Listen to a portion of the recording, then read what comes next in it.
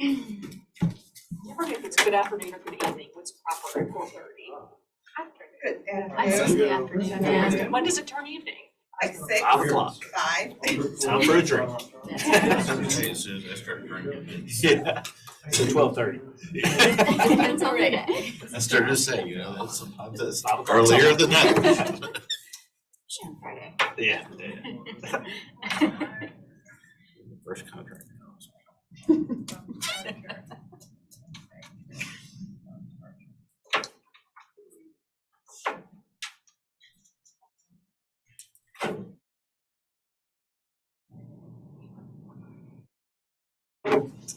Ready? Yes. Good afternoon and welcome to the April 17th, 2023 meeting of the City of Charleston's Design Review Board. My name is Erica Chase, the board's chairperson. The members of the board with us tonight are Stephanie Tillerson, Andy Smith, Aaron Stevens, Ashley Jockrell, and Ben Whitener. The members of city staff with us tonight are David Meeks and Patrick Carlson. I guess Eric Coleman should technically be included too. We do not have any projects that have been deferred, and nor have we received any public letters submitted ahead of time. The order of the meeting will be as follows. David will give an introduction, which I don't know if you have for this first. Okay, a brief introduction of the project. Then the team will have 10 minutes for their project presentation. If you need time beyond that, let me know at the start. Great. I like it. We'll then open up for board questions and then public comments. Then David will give city staff recommendations, and then you will have 5 minutes to clarify or respond to any staff comments or public comments. We will then enter into board discussion and motion and a vote.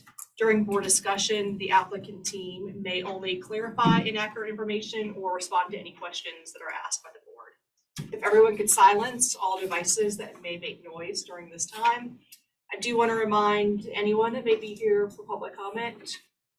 I know Ms. Jacobs knows the protocol, but our board is limited to site design and architecture only. We do not have authority over zoning issues such as land use, building density, flooding, or traffic.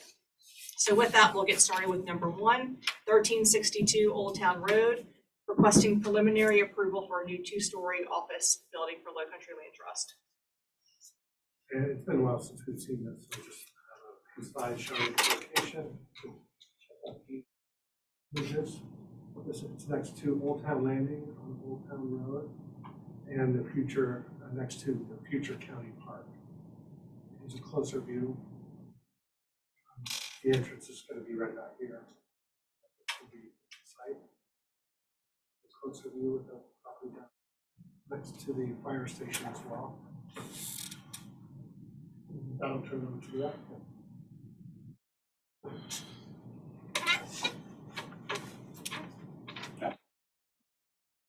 All me or some like we've worked with the Low Country Land Trust for years and years, and Could you state your name for the record? Sorry. Reggie Gibson. Thank you. Years and years, we were really excited when they asked us to do this project. We were excited when we found out where it was off the highway, off the road. And if you don't know what the Low Country Land Trust does, what they do is allow people to do conservation easements and make situations where it's easy for people to put large tracts of land in conservation easements. So this building sort of needed to represent to them that mission. It needed to fall right in the guideline of can't be too fancy because you don't want people you're asking money to say this is pretty luxe. And you also don't want it to be too simple, and it needs to express sort of the mission of it. So we took materials that are native to this area, southern yellow pine. We presented them in a very casual sort of manner with board and batten siding. We turned one side of the building that faces the street. We punched windows in an apparent random manner, even though they're not random. And we did the windows on the far side of the building somewhat more organized for desks.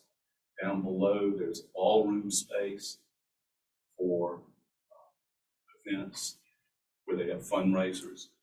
And it's a pretty straightforward little building. It's gonna go gray, it's gonna be stained, it'll disappear. You can't see it from the street now, and I actually don't think you'll see it less and less, which to me is the mark of a good building.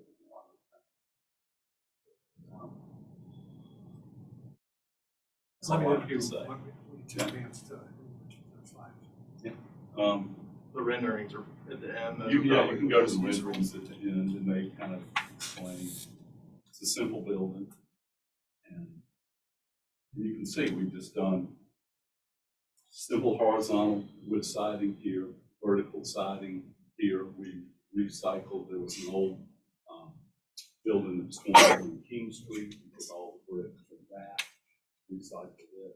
So all columns you see, the trellis you see, this wall that you see here was, all of that's recycled. Wanted it to look like it's part of the landscape, so it's not. Didn't want it to be too stiff. We wanted it to be low and sort of coming up out of the ground. And that was sort of the reason for our vertical siding here.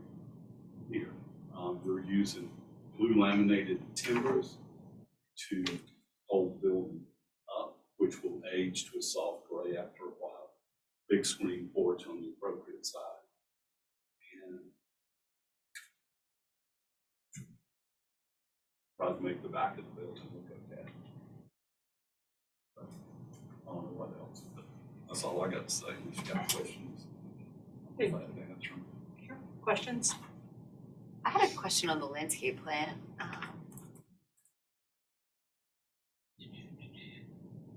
I mean, overall, I think the plant palette is nice. One question I had though is there's a lot of spaces that are just kind of white and blank, like up near the front of the building, to the left of there's, and then in the back. And I was just wondering is that going to be lawn? Is that seeded, sodded? I didn't know what the intention was because there's some areas where there's just not anything called out. I mean, right now the site's pretty wooded and there's, I mean, just a leafy understory. So I would think in some cases if that's it, that might be left. Thinking like right here though, right next to the building, like you show the walkway and then there's just nothing indicated there. And then in the rear where I know there'll be some disturbance. I was just curious what that treatment was.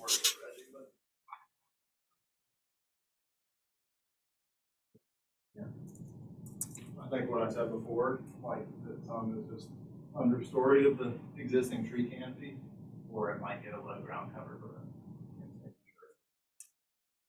Because the back is sort of long back here. What? And that's around the brick seating area. Okay, so that'll be lawn back there? Okay. That'll be lawn there because the idea if they wanted to put a tent, Yeah. put a tent Okay. there. And it flows into this big meadow that the Charleston County Park owns there. So Northeast side you're talking about that has this like lawn area? Yeah, but it doesn't, the rendering doesn't match the landscape plan. That's why I was asking about it. It looks a little bit different than the rendering than the landscape plan indicates. And then the front area in front of the building, there's just, it's not clear what's there. So I'm just curious. I just think that needs to be added. now that I'm on board with that, I think the landscape is victimizing. Is that a word? Sure, It looked it is like now. We wanted to look a little more nativized. We just needed a verb. Okay. That was the Any only more question I questions? had. I had a question that just sticks out at me is just curious where the brick columns and the really the round brick column at the main entrance, where that inspiration came from. The two places. One, just the brick trellis. We got all this brick donated, which is really nice, the whole brick. And we wanted to use it to soften that. So we used the 5 columns in the front in just a very simple, traditional way. But at the front where the round column is, and that's we call them a discussion in the office. It's like, why do you want to make that column round? two places. It comes from the columns at St. James Santee Church, which is a real sort of instrumental church in the development of the country. You got French Village, you got slave built. It's all a lot going on there. So and that's the kind of properties that the Low Country Land Trust deals with. So we felt like to make the entrance just a little bit different. Round columns stood out. The square columns are fine, they'll blend in, we'll cover them with some kind of native vine. But the one, we thought that we'd make it just a little bit different, and that's the only reason. It's just a silly entrance. Good enough, thank you. Any other questions? Is there anyone here from the public that would like to speak on this application? With no public comments, David, staff recommendations, please. Staff observations, the project is progressing nicely. Staff supports both the building and the landscape design. All the previous board and staff comments from the last meeting have been met. Staff comment number 1, provide more clear info on the demo sheet, which trees are to remain and which are to be removed along the road. Also show the full drip line circle of these trees to remain on the landscape. That was our only comment. We do recommend going with approval. Thanks, David. I assume nothing to clarify or respond to. Board discussion and a motion. I think it's a beautiful building. I think it fits in the location, fits in the site. I would recommend approval. I like that. I think this with the motion, Aaron, you want to include a little bit more landscape along the. We'll just define what, especially in the front of the building where that part's just missing from the landscape plan. So I'd say just provide more definition to plantings. Areas of seed, sod, ground Yeah. cover. That's fine. Okay, I was just, are you making a formal motion? Go ahead. A joint So, motion. recommend preliminary approval with staff comment number 1 and board comment to define areas of seed, sod, ground cover, and leaf litter on the landscape plan. Seed, sod, ground Ground cover. cover and leaf litter.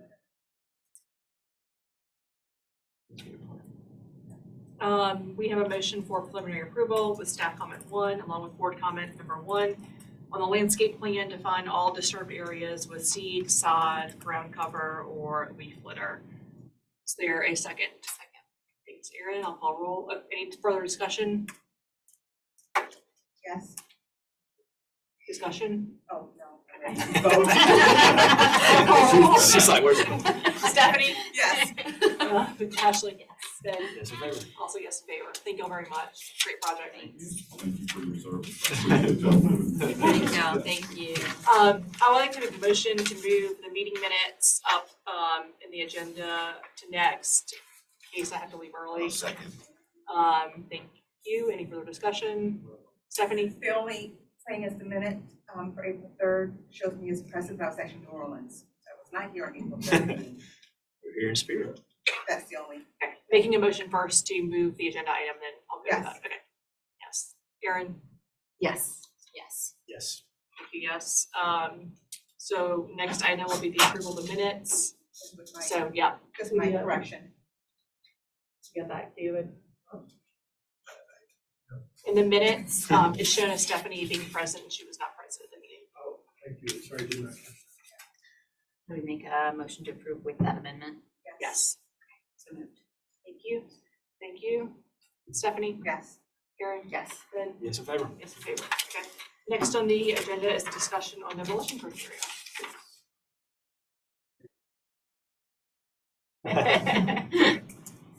We just had a record, I think. This is what happens with it's a great project in Unidos. That's who's missing. Yep, all So right. it really Cool. is a Look at that. beautiful piece of architecture. All right, well, hello, my friends. Hi. This is gonna be a light one. You guys won't be voting on anything. This is just kind of one to catch you up on some of what we're working on the planning side and then also to get your input. Just so you're aware, we're on the West Ashley Commission, we're moving through some elements both prompted by the community as well as internal, that there is a need for historic preservation in West Ashley, that there is a need for it pretty much across our suburban area, and that we also are aware that it's going to take a different form than what we have traditionally done on the peninsula. With that being said, this is not to ask you guys if you feel like your purview needs to be expanded past the existing boundaries right now.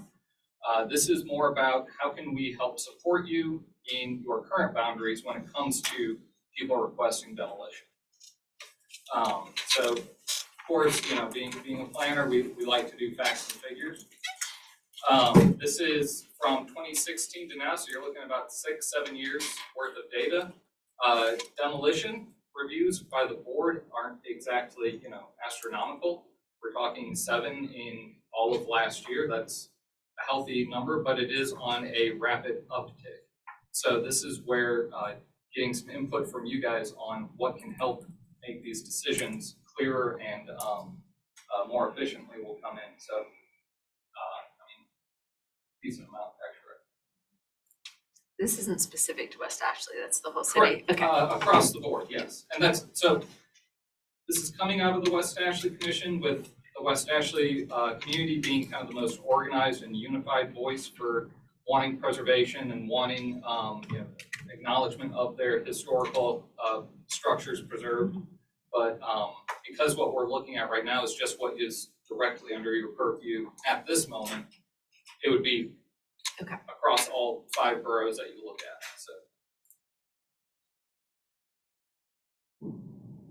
So, and to that point, here's some of our parcel data. So you guys have about 6,000 parcels that are under your review total. 808 of those have a structure older than 50 currently. And of that, another 128 will reach 50 years in the next 5 to 6 years. And then the downside is we do have a gap in the data, which is Berkeley County does not have the year built in its records. So this is, and in addition to that, when we're looking at this information in terms of what we can quickly gather up, if it is on if the structure is, for instance, a church or a government structure like a school, there is no parcel data in the Charleston County records because it's not taxed, so it's not under the tax assessment. Just where we pull it from. Yes, ma'am. On here, could you, because I don't know about historic preservation, but could you have properties that's not 50 years or older or not approaching your third bullet in 6 years still be considered contributing to the We'll get to area? that. Oh, okay. We'll get to that. Okay. As of right now, what the DRB guideline says is 50 years or older. So Okay. that'll be our launching point, and that's why this information is reflective of that. But yeah, we'll get to that part. Hey, Eric, quickly, Yes, sir. the slide before of those board requests for demolition, do we know how many were approved? Not off the top of my head. Just curious. I wanted to gather up just the raw numbers of how many had come in. I know just in our purview, there's been 3 denials. 3 denials. Since you and I have been on the board, at least 3 come to mind. Out of that one was approved. Right. Exactly. That we did not. And So this is just visual data again, showing internal West Ashley. If it's in red, that means it's already older than 50. If it's in yellow, it's approaching 50, and then green is outside of both of those boundaries, and gray is no information provided. So you can see West Ashley has a healthy chunk, especially the internal from Sam Rittenberg in has a good amount of 50 years and older. And then when you look further out, obviously the stuff is coming in and it's in gray because it's a vacant parcel, or it's a good example of, we know that there's a historic structure, but it's not picking up in the county data, would be down here. This is the Clemson Extension location, and it has structures on it from 1920s. But because it's a state-owned property, the county does not pick that up. So, limitations with this mouse being this far away after all. There we go. All right, so here's James Island, and James Island's a unique one because we do have county, city, and town at this location, so it kind of hops around in terms of the information it's picking up. That's the other thing, all these maps, everything is based off of only what is currently annexed in the city.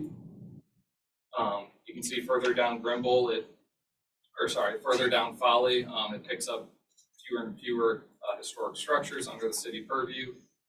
Johns Island is really kind of a mixed bag here because it hops back and forth between city and county so much. And then Upper Peninsula, you have some historic structures on the former industrial properties and in the neighborhoods that are surrounding it.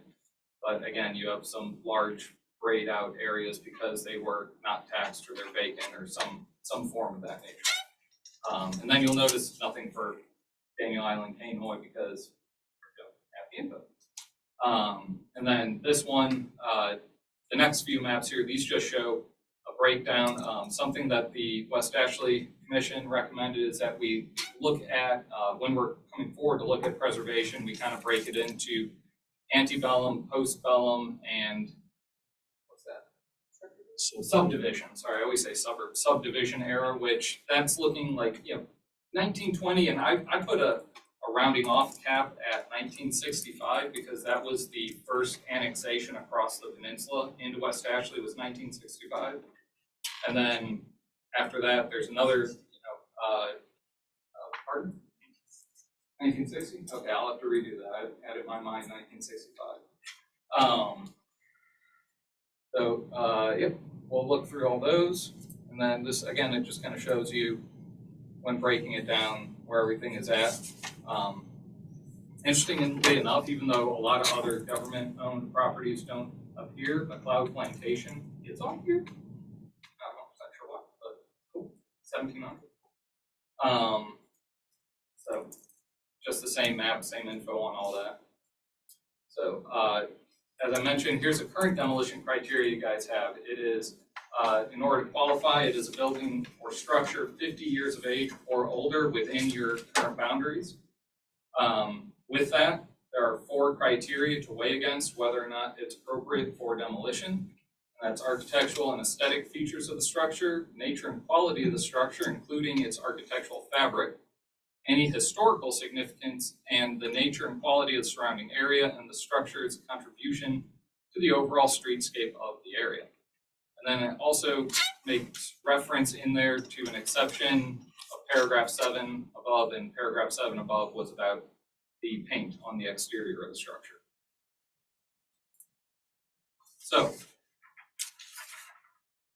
here's the 2 questions that I kind of want to get feedback from you guys on right now in terms of just off the top of your heads, what is working and what can we improve when it comes to demolitions and demolition reviews.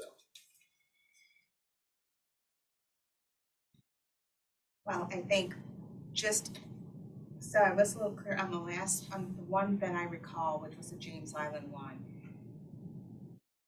If I remember correctly.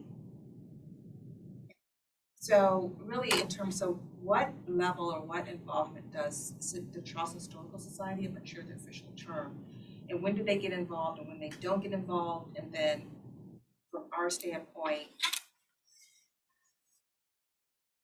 how much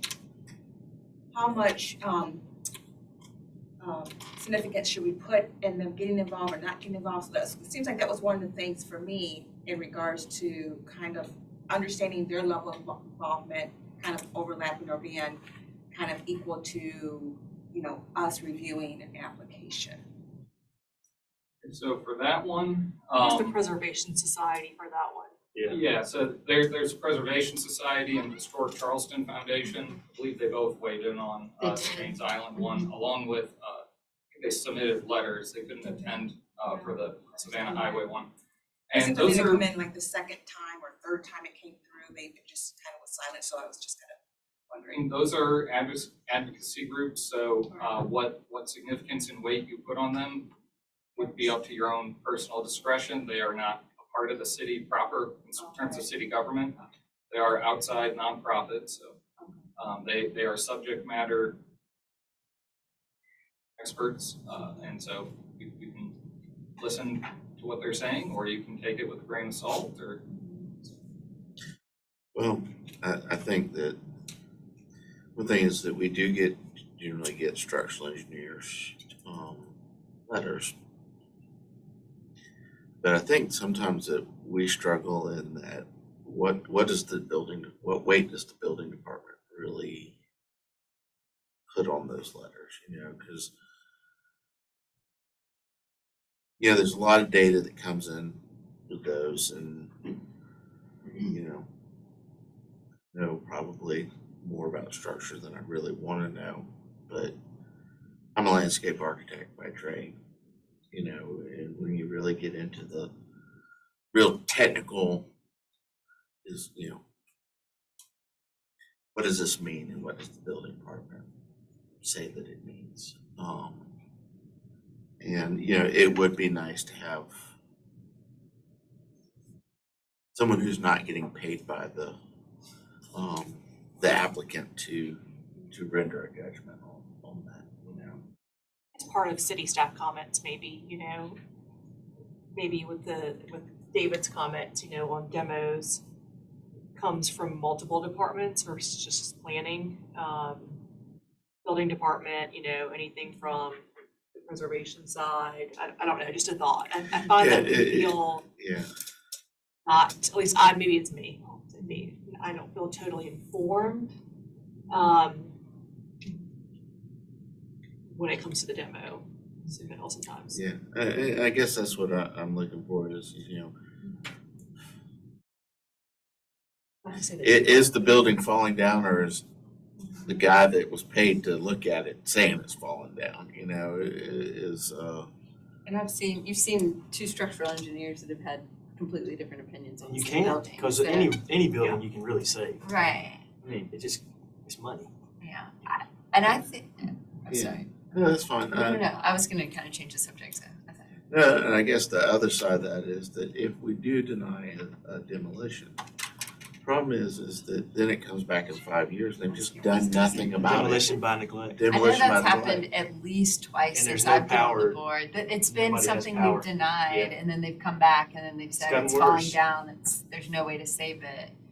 And then it ends up getting demolished when we told them they weren't allowed to demolish it 5 years before, and that's, what are we doing if there's no teeth and there's no way to make people preserve it? I mean, we can't make people spend the money to keep it up, I guess, but at the same time, they're just gonna come back in a few years and say it's too far gone, or, oh, well, I bought it since that person did, and they didn't tell me this, and now I need to tear it down. And if there's no way to enforce demolition by neglect from happening, the whole process seems to lose a lot of its validity, in my opinion. Yeah, I agree. We shouldn't be asked to reward it either. Right. And that's, I think at least, as you said, twice, we've been asked to reward a demolition by neglect, and we didn't.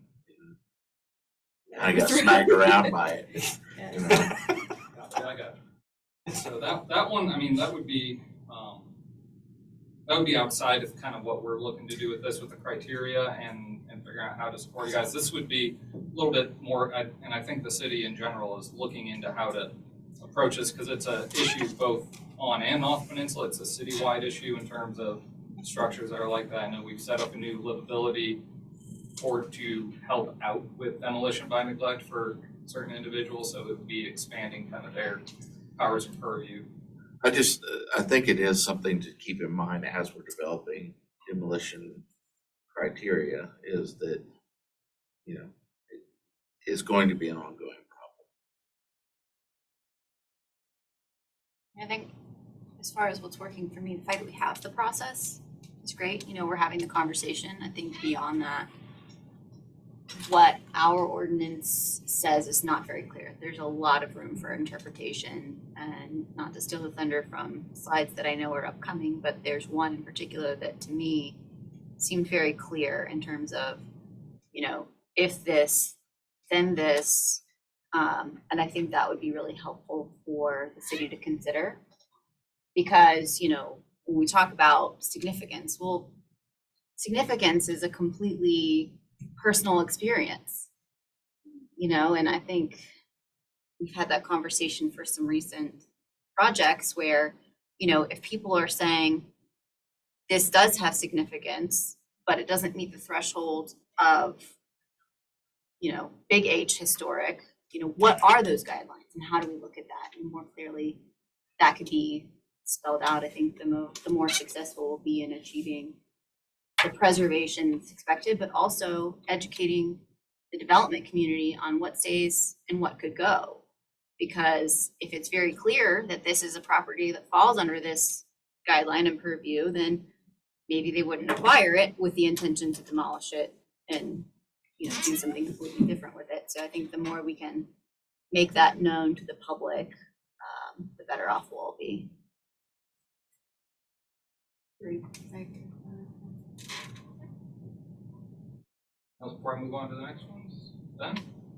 I mean, that number 4 is the one that's, you know, it's got a lot of wide open stuff too. Yeah. The nature and the quality of the surrounding area. I mean, that's going to be hard for a developer to know.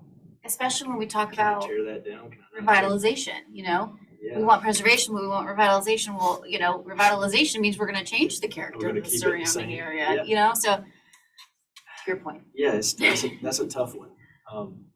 But like, you know, like in West Ashley, the area right coming from the city, you don't want to tear those small buildings down because it's got a really cool character and, you know, the nature and the quality of that surrounding area. That number 4 is perfect for that instance. I think where it starts to break down is when you get further out. So like that James Island house, for instance, it was a perfect example of where it's kind of, is it there, is it not there? It was there at one point, but now it's not really. But if they have area studies done, almost master plan, but area studies, it would define if properties have certain contribution to the area, and so we're able to, but if it's absent of that, then yeah, anyone can, in their own mind, determine if a particular structure is contributing, but if there's been area studies done, then it's going to define a certain boundary, and within that boundary, it's going to talk to essentially, maybe a lot of work, but then it can talk about almost, you know, each building or buildings or clumps of buildings, and so then we will have something to go, we will have something in addition to review when we're making the determination. I think for West Ashley, we have a pretty solid guideline in West Ashley, because isn't there reference to the Burnstown's corridor? So we have the Savannah Highway overlay, the Ashley Bridge District Plan, we have, this is more internal, but Burnstown's has its plan, and I think it picks up the south side of Savannah Highway in its plan a little bit. The Avondale neighborhood has an area character plan, and Windermere, thank you. So we do have a few that have been done. Mostly right now, we have a commissioner who's volunteering his own time and really shouldering some of the area characters right now. And he's the one who did the Avondale. Next he's looking at the Magnolia subdivision, but he's looking more internal, because that's where we're seeing a lot of residents starting to have concerns that there's no preservation off the DRB corridor. So he's looking internal to figure out what are the characters and how can we start partnering up and doing preservation of some degree in the neighborhoods. But at this point, we really do not have much on the major corridors outside of that area. Because I think Rethink Folly Road looks more at the state right of way and how to improve it. It doesn't really look at the property once it's past the right It of would way have line. been great if it was that additional level of review or part of the plan. Nothing else. I'll move on to what Ashley alluded to, or sorry, Ms. Chaparral alluded to. So I had some, using y'all's first names, I'm probably It's should. totally fine. Yeah, more than welcome to. For the So, informal. when we were kind of doing our comparable studies for this. We really came across Savannah, Georgia, and Columbia, South Carolina, as two areas that we can look to emulate in terms of suburban preservation and suburban demolition review.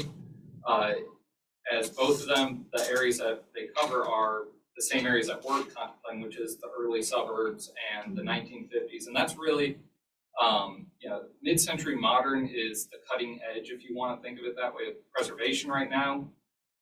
A lot of people grew up with it, so they don't see it as something that needs to be preserved because they're just slightly younger than what that is, or slightly older even in some cases. So these guys have some good guidelines in them. So Savannah, Georgia has 4 different locations that they did. They called theirs conservation districts. As we already have a conservation district on our books, we probably won't use that term because we use that for conserving land and marsh. But for them, it defines what a contributing building would classify out as. And some of that would be if it is already on the National Register of Historic Districts. So to your point, if someone was to get a property put onto there, even if it would be younger than 50 years, it would fall under contributing status. Otherwise, they default to the same one we do, which is 50 years or older. That's pretty unanimous across the board in the US that 50 years or older, it's part of Department of Interior standards when it comes to preservation. And so what they do is they actually kind of list out exactly what they mean by what it would be for a contributing status. So it has to have distinctive characteristics of a type, period, method. Someone has to show that it's associated with the life of a significant person or that a significant event occurred at this location. Or again, looking at significance that would put it onto the National Register. Then after that, they list out very clearly when it would be required to come for a demolition review to a board or not. So that would be one thing that they kind of deviate from our current city process is they actually have staff level reviews of buildings 50 years or older, and if it does not fall into that contributing status, staff is allowed to proceed with the demolition request. If it falls into that contributing status and they still want to demolish it, it is then sent to the board to weigh out if it's appropriate or not. And then same for City of Columbia. So this is looking at some of their first ring suburbs. They call it community character areas. And it lists out very clearly what it wants to do. So this one has architectural significance. This is to see if the following criteria would apply for the demolition. So we have to determine if the architectural significance of the structure individually listed for National Historic Register, if it contributes to a historic district that's listed there, or if it exemplifies architectural style.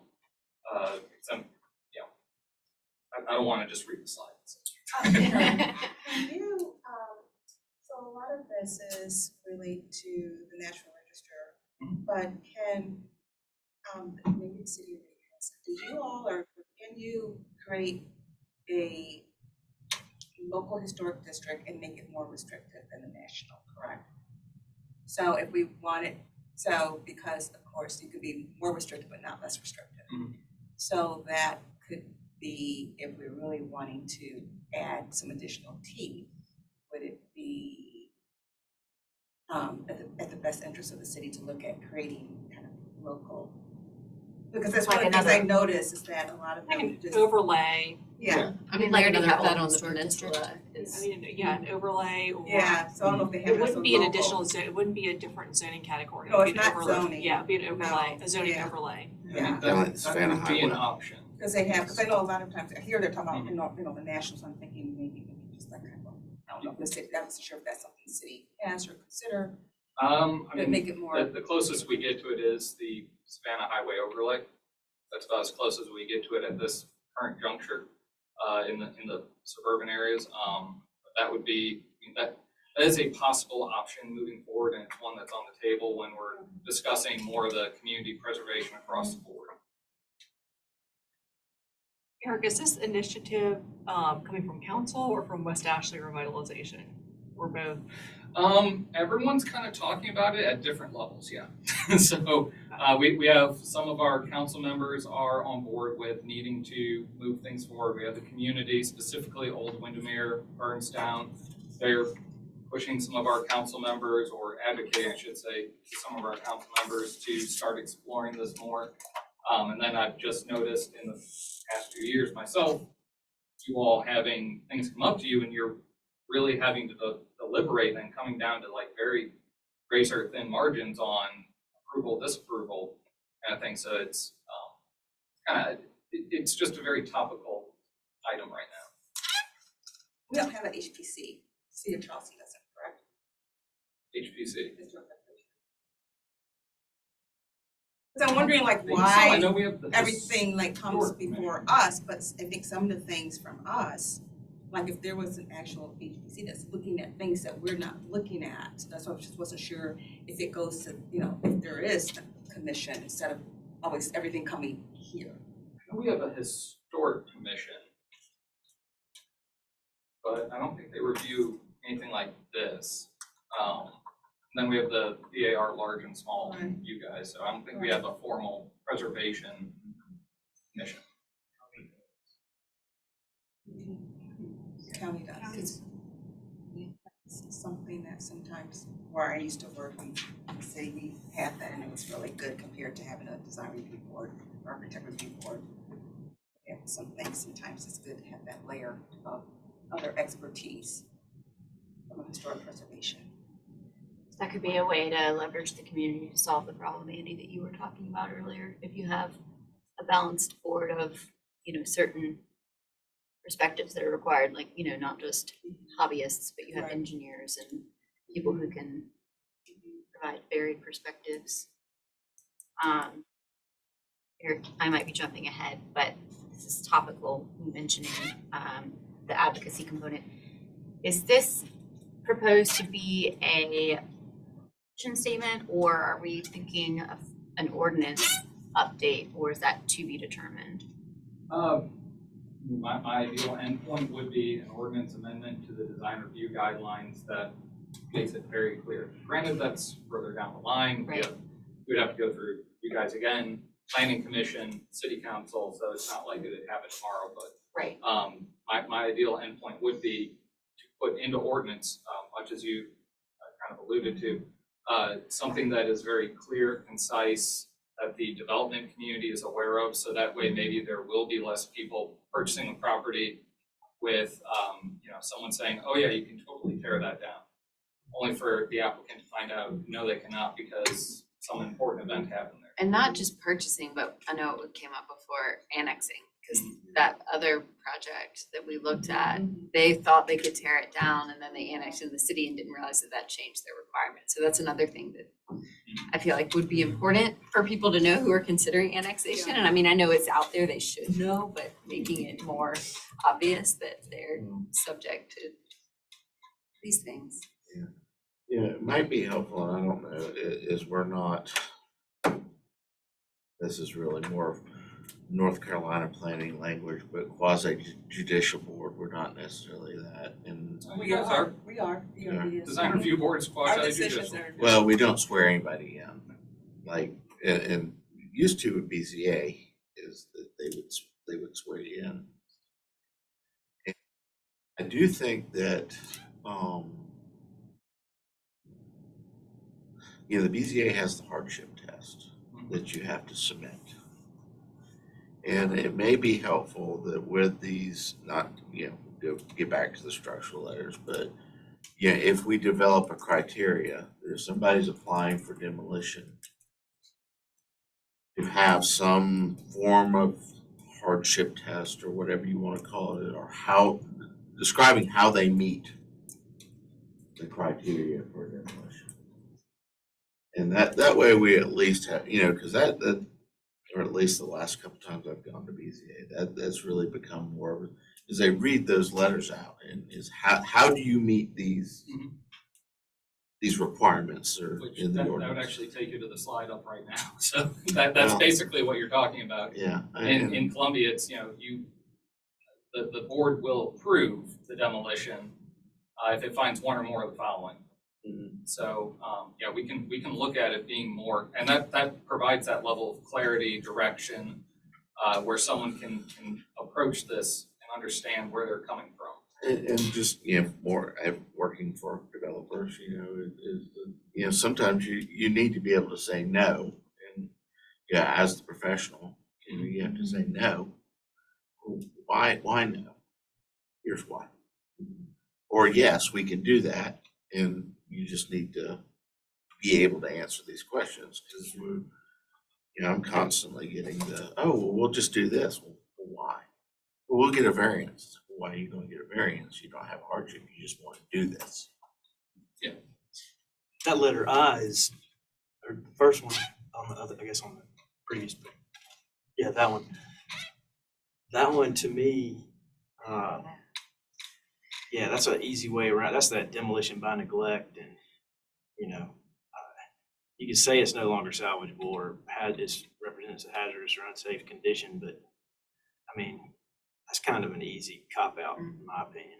There's a lot of If stuff you that's find hazardous. one of those things, you can tear it Yeah. down. So obviously, what happens in Columbia is not directly applicable here. For instance, the economic benefit. Yeah. It's very difficult to say that a property can achieve the same level of economic benefit with a small house on it compared to maybe a 3 or 4 story office building that's proposed to it. So, it's not directly across the board. Our land prices are higher here, everything's a little different. So it would be more looking at the structure of how they have done this, where it's, the board will approve if such and such criteria has been met. We generally have always shied away from the economic.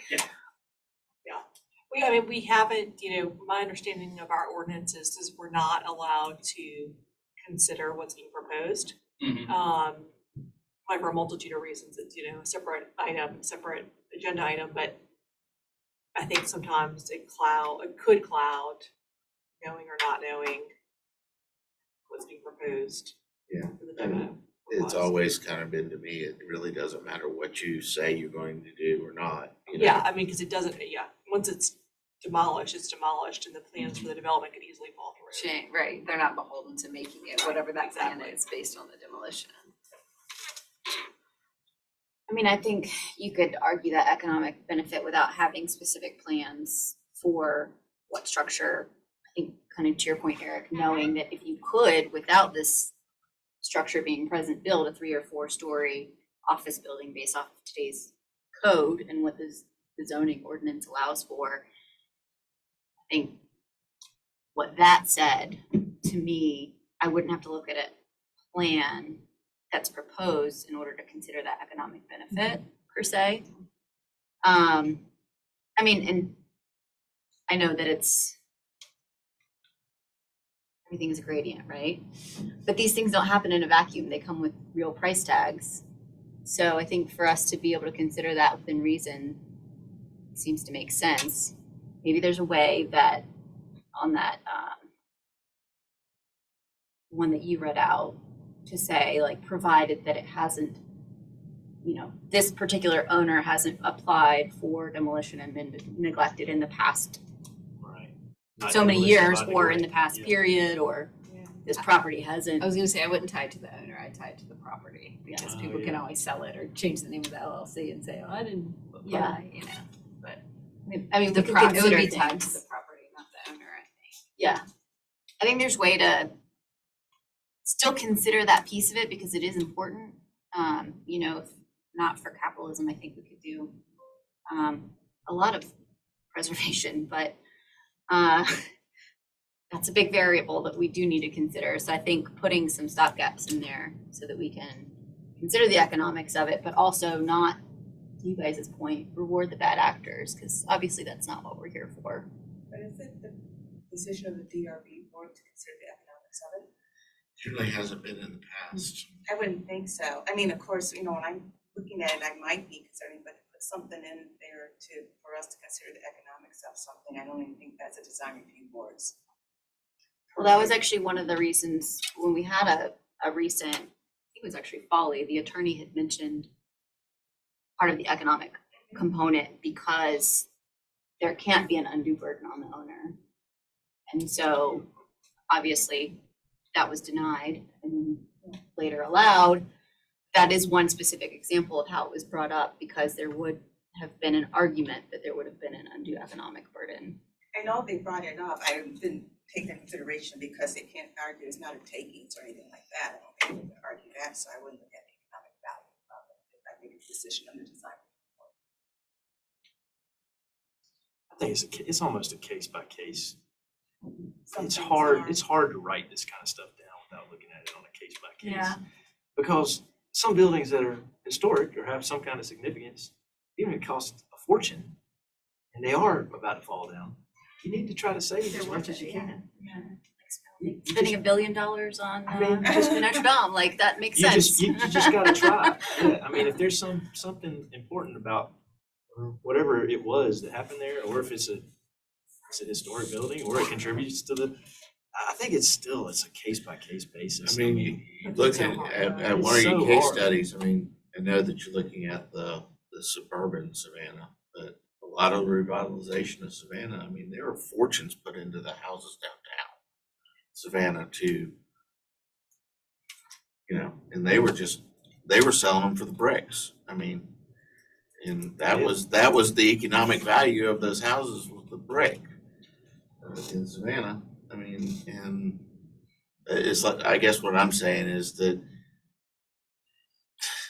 you know, there is a fabric to the community. I mean, God help us if my final house some days, but I mean, it's where Andy lived. I mean, it's not that big of a stretch to make though, because we've got stone block houses that are 50 years old that, you know. I'm just saying that, you know, I live out off of Bees Ferry, you know. And everything out there is basically a vinyl starter home. I mean, and, you know, God help us. I was thinking once 50 the like years. track built neighborhoods are all under the same review, it's gonna be a Yeah. But like some of funny the, discussion. some of the neighborhoods in West Ashley, you know, I live in Getty's Hall, the 60s, but some of the surrounding neighborhoods, they're starting to change their character because people are tearing down ranch houses and building, you know, a plan home that looks like anywhere USA. And there's nothing looking over that. That's kind of scary because you lose the character of your neighborhood. And that's not in our purview, and that's not what we're talking about. Yeah, well, but it kind of is the next step of what Yeah. I mean, you're talking about the interiors of these neighborhoods. Potential. At some point, we're gonna have to cross that. I mean, it's similar to what happened in Wagner Terrace, you know, VAR had no purview whatsoever in Wagner Terrace, and now I think it's full demo, windows, roof, siding, I believe. That sounds right, at least up until the side. I don't know about that. I could be And it's wrong. not all of Wagner Terrace, it's like corridors and Yeah. Certain parts. Yeah. East all over.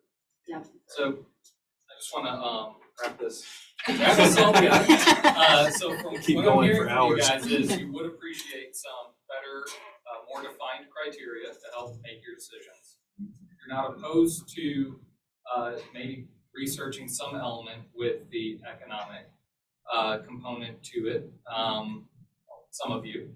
It's fun And to look at it. yeah, it's, I mean, to look at it and to decide not to have it is better than to not look at it at all. Correct. So, and making sure that it doesn't outweigh the more, significance, fabric, character elements of the process. So, am I hearing that all correctly? Yeah, and, yeah, and some of it back on the applicants. I've got one to add too, for staff purposes, kind of like what we were talking about earlier. Sometimes I just feel like my role, I don't have enough other participants from other departments, such as the building department. I remember the property that was on Savannah Highway next to the dentist office. We were trying to get building department to give us some input on that. Got moving with that. And then even my coworkers would be to have a, look at the property a little more closely to also give some more expertise, since they're the preservationists. So I could better inform the board. And one of the things, sorry, Eric, one of the things we haven't talked about in the conversation, I guess you could argue it falls under the umbrella of economic, but the resilience and sustainability component of it. I know the elevation of one of the properties that we talked about recently was something that we discussed. So that probably needs to be part of the conversation as we move forward as well. What buildings? It's the truth. I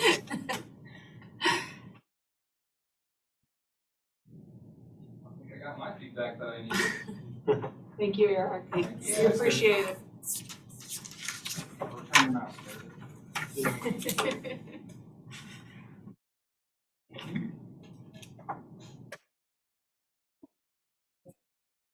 Thanks, everyone.